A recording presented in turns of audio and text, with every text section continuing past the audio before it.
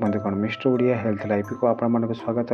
पियाज कंट्रोल कर शरीर डायबिटीज समय सहित खाद्य को नहीं धीरे धीरे मधुमेह रोगी संख्या बढ़िबार लगी।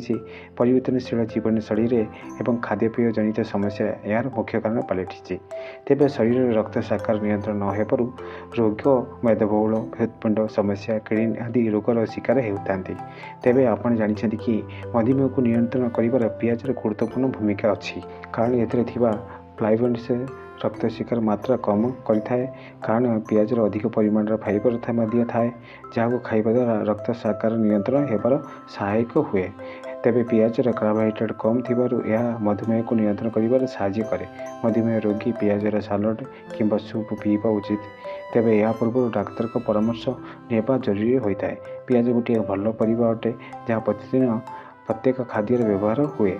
यह भारतर मसला एवं तरकारी रे व्यवहार करा जाए। अधिक परिमाण पियाज स्वाद खाइबा को टिके राग अटे। यह काटिबा द्वारा एथिरे ग्लाइसिन जो आखि पड़ी थाए जो कारण आखिर पानी बाहर। तेज जानते कि एथिरे बहुत औषधीय गुण रही जो औषधीय गुण गुड़िक अनेक को जना न थाए। आसतु बंधुगण पियाजर औषधीय गुण विषय आम आज जाना। पियाजर अधिक सल्फर थिबा जनापड़ी। यह अधिक परिमाण खाइबा द्वारा आम रक्त विशोधन होता है। अनेक प्रकार चर्म रोग दूर हुए।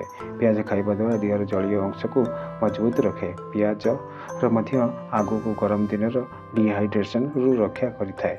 यदि 2 चामच पियाज रस उषुम पानी सह मिसाई पियाज प्रतिदिन तेबे पेट समस्या दूर होता है। यह करने द्वारा कोष्ठकाठिन्य दूर हुए और आखिर शक्ति बढ़ी थाए। पियाज रस एवं महू 2 चामच मिसाई खाइले काश कफ थंडा भली रोग नाश हुए। सेहीपरि पियाज शरीर उष्णता बढ़ाइबार साहाय्य करे। पिला थंडा दूरेबाई सकाळु खाली पेटरे 1 चामच पियाज रस देले स्वास्थ्य खूब भल होता है।